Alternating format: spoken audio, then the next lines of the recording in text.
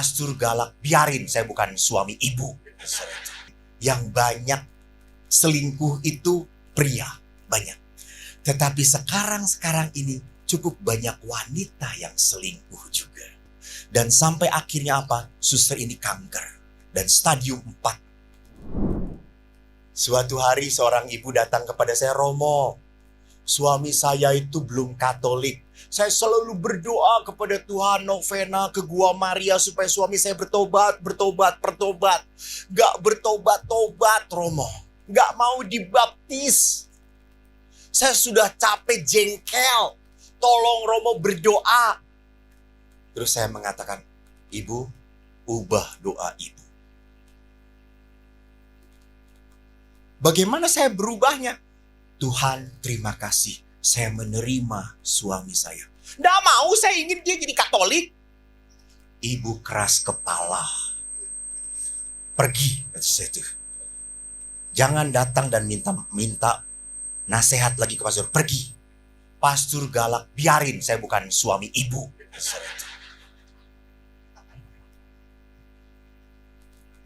Ibu ini pergi. Diam-diam ibu ini taat pada saya. 2 minggu kemudian, dengan wajah cerah, dia datang pada saya. Pastor, terima kasih. Kenapa? Suami saya nggak dibaptis-baptis sampai sekarang. Nggak mau jadi Katolik. Tapi kok ibu sekarang ceria? Setelah saya ngomong, Tuhan terima kasih. Saya bisa melihat kebaikan suami saya, Pastor. Dia bukan Katolik, tapi dia suami yang nggak neko-neko. Dia suami yang baik. Nggak Katolik loh, Pastor. Dia sayang banget. Dia itu selalu masakin untuk saya. Saya kaget. Oh, dia suami yang baik. Nah, Bu, suami Katolik belum tentu baik, Bu. Saya tidak mengatakan OMK supaya jangan memilih yang seiman, bukan. Tetapi apa yang saya mau katakan, di saat Anda minta supaya dia seperti yang Anda inginkan, sekali lagi, itu Anda salah berdoa. Itu doa egois. Doa yang hanya mau membuat Anda senang. Karena apa? Suami sudah seperti yang aku minta. Dia ada di tanganku. Kutekan matar dia. Seram memang. Itulah sebabnya saya tidak mau menikah. Betul, Roma? Rumahnya Roma ragu-ragu dengan panggilan hidupnya. Jadi Amoris Laetitia, Bapak Paus mengatakan sebagian orang mencintai dengan cinta yang mementingkan diri sendiri. Mudah berubah seperti cinta seorang anak. Kamu menyenangkan aku, gue bahagia, gue suka. Tapi di saat kamu tidak menyenangkan aku akan maki, aku akan marah. Aku akan meledak-ledak. Itu cinta anak kecil. Kalau dia tidak dapat yang dia mau, dia akan ngambek. Tantrum. Kesel, jengkel. Itu cinta anak-anak. Maka kadang-kadang pun dalam cinta, kenapa muncul kata-kata kritik, pahit, suka menyalahkan. Ini yang saya ambil dari Injil. Ketegaran hati. Yesus waktu menjawab, apakah boleh orang menceraikan istrinya dengan alasan apapun? Jawab mereka, tidak boleh, kata Yesus. Apa yang tertulis? Lalu Musa memberi izin untuk menceraikannya dengan membuat surat cerai. Lalu kata Yesus kepada mereka, justru karena ketegaran hatimulah, maka Musa menuliskan perintah ini untuk kamu. Ketegaran hati. Bapak Ibu, kalau orang sudah tegar hati itu artinya apa? Sudah keras. Karena diliputi oleh kemarahan. Pertama, orang tegar hati kalau penuh dengan penderitaan, disakiti, dikecewakan. Maaf, seringkali Anda menikah dengan seorang pribadi yang keras kepala, tidak bisa berubah, yang kekanak-kanakan, yang egois banget. Saya bertemu dengan pasangan-pasangan yang seperti itu. Maka satu sisi saya udah capek, Pastor, saya sudah capek Saya tidak tahu apa yang harus saya lakukan. Tetapi karena perkawinan mereka di dalam gereja Katolik yang tak terpisahkan, lihat, ini adalah sesuatu yang sulit kita terima. Nanti saya perlihatkan bagaimana caranya. Sulit, gak gampang.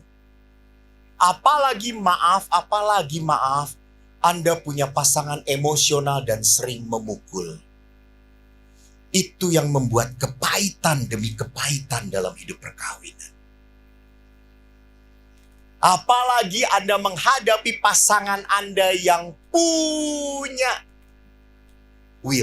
wanita idaman lain. Bapak Ibu, maaf ya. Dulu saya awal-awal mendampingi Pak Sutri, yang banyak selingkuh itu pria, banyak. Tetapi sekarang ini cukup banyak wanita yang selingkuh juga. Kenapa? Karena mereka sudah merasa, lu bisa, gua juga bisa. Lu bisa satu wanita, saya satu bus pria.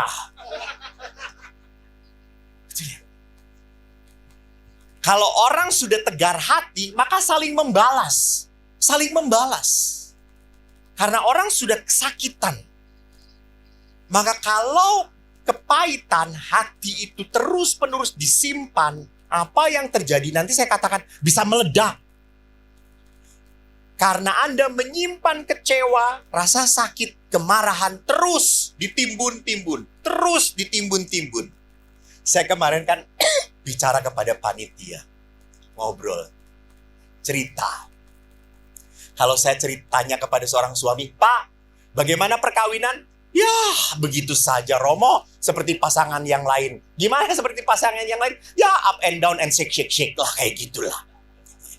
Namanya juga pernikahan, Pastor. Selalu ada up and down-nya dan goyah-goyah dikit.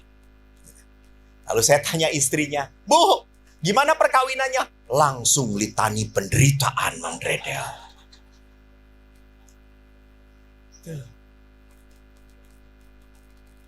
Keluar semua penderitaannya. Gitu ya. Kenapa? Karena menyimpan. Bapak, Ibu, hati-hati. Kunci tidak bahagia adalah apa? Anda menyimpan kemarahan. Anda menyimpan kejengkelan terus-menerus. Dan itu adalah apa? Hati-hati. Itu adalah karya setan. Itu karya iblis. Untuk membuat Anda tidak bahagia. Halo, Tuhan tidak pernah ingin anak-anak yang menderita. No. Lalu kenapa Anda menderita? Karena Anda menyimpan masalah. Anda menyimpan kekecewaan. Anda menyimpan rasa marah terus. Bodoh itu karya iblis, coy. Allah, Yesus kan mengundang apa? Marilah kepadaku. Lanjutkan. Kalian semua yang letih, lesu dan berbeban berat. Dan aku akan memberikan apa?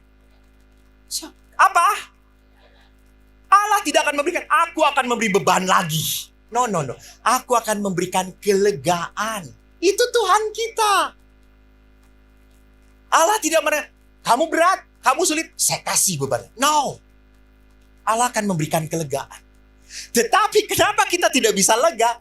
Because you put your anger inside your heart. Karena kita menyimpan kemarahan terus, kejengkelan terus. Sehingga ibu-ibu hati-hati. Salah satu psikosomatik penyebab kanker adalah apa? Kemarahan, penyebab tumor, penyebab penyakit-penyakit adalah apa? Kita rapuh jiwa kita. Jiwa kita rapuh, maka penyakit masuk ke dalam diri kita. Anda dengar sebuah kesaksian suster, seorang suster. Saya lupa dari kongregasi apa. Mungkin CB. Suster ini begitu marah dengan apa? Bapaknya. Karena dia pernah di-abuse oleh bapaknya. Maaf, bapaknya pernah melakukan hal yang tidak baik kepada suster ini. Suster ini begitu menolak ayahnya, begitu benci pada ayahnya. Sampai dia masuk menjadi suster. Dia pelihara kebencian itu, dia pelihara kemarahan itu. Dan sampai akhirnya apa? Suster ini kanker. Dan stadium 4. Sulit tertolong kembali. Suster ini sudah berobat, sudah di kemo, masih tetap menjalar kemana-mana. Ganas. Dan suatu saat suster ini mendengar ayahnya hampir mati. Pria yang sangat dia benci sedang dalam sakrat maut. Dia harus melawan batinnya. Dia akhirnya datangi pimpinan dan berkata, beri saya waktu untuk merawat ayah saya. Dan di dalam kesaksiannya, suster itu begitu jengkel, begitu marah. Dia melihat ayahnya yang sudah tidak berdaya. Dia bisa hajar, dia bisa bunuh ayah itu. Tetapi akhirnya dia lawan keinginan itu. Dia mandikan ayahnya. Dia bersihkan seluruh kotoran ayahnya. Dia masakkan sup. Dia suapi ayahnya. Dia temani ayahnya berdoa. Dia salurkan pengampunan kepada ayahnya. Sampai ayahnya meninggal di tangan suster ini. Bukan karena dicekik. Dan ayahnya meninggal dalam bahagia. Setelah selesai menguburkan ayahnya, dia pulang ke biara. Dan waktu itu dia harus kontrol kepada dokter. Apa yang terjadi? Waktu dikontrol, dokter melihat, suster, kankernya tidak ganas. Tapi masih ada kanker. Tetapi kanker ini tidak menyerang tubuh suster. You see? Betapa rentannya kita kalau menyimpan kemarahan itu. Maka mari kita lihat berapa menit lagi saya. Masih lama. Amplop tipis suruh panjang-panjang.